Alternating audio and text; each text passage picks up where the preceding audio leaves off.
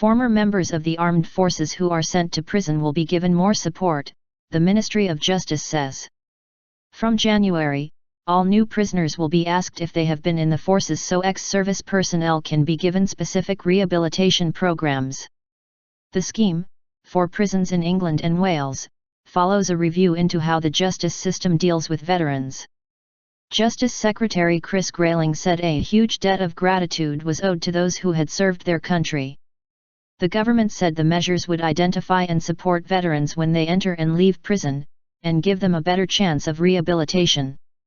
Prisons will be given new guidance about helping former servicemen and women while they are serving their sentence. Tailored approach. Mr. Grayling said, "We do know that some ex-forces personnel end up in our criminal justice system. And what I want to make sure is that we know who they are, we know what circumstances have taken them there, and we do everything we can to prevent them going back there to help them get their lives straight." The Justice Secretary added, "These are people who served our country, often served our country in many difficult and stressful situations. The least we can do is try and ensure that we look after them and make sure that we help them get their lives back together again." Mr. Grayling said offenders' families would also be offered support.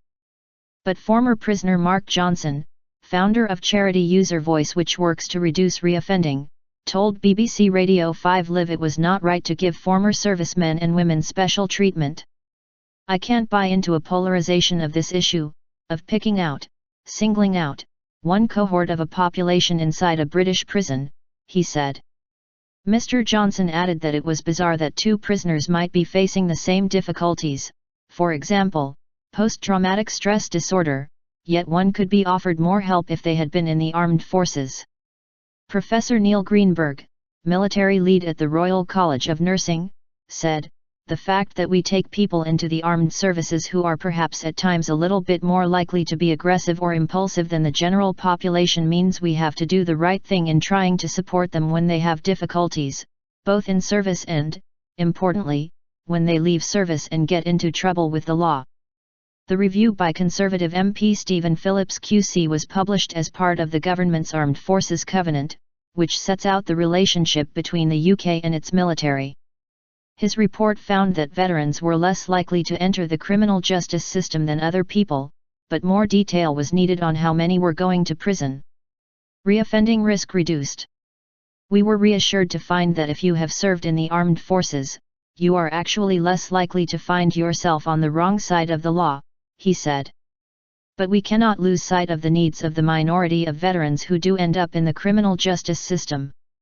That's why it is vital for them, their families, and our communities that more is done to look at who they are and how we can best support them."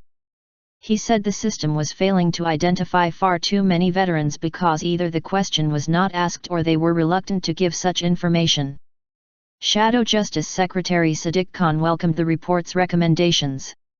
He said, "We have been campaigning on this important issue for some time now, and it is about time the government did more than pay lip service to the needs of veterans.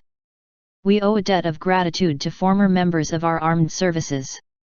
Most go on to have constructive lives after leaving the armed services, but some can drift into a life of crime, and we need to do more to prevent this." Former Royal Marine Trevor Philpott, founder of the Veterans Change Partnership, a project aimed at helping offenders who are former servicemen or women, said more needed to be done to help people adjust to civilian life when they leave the forces.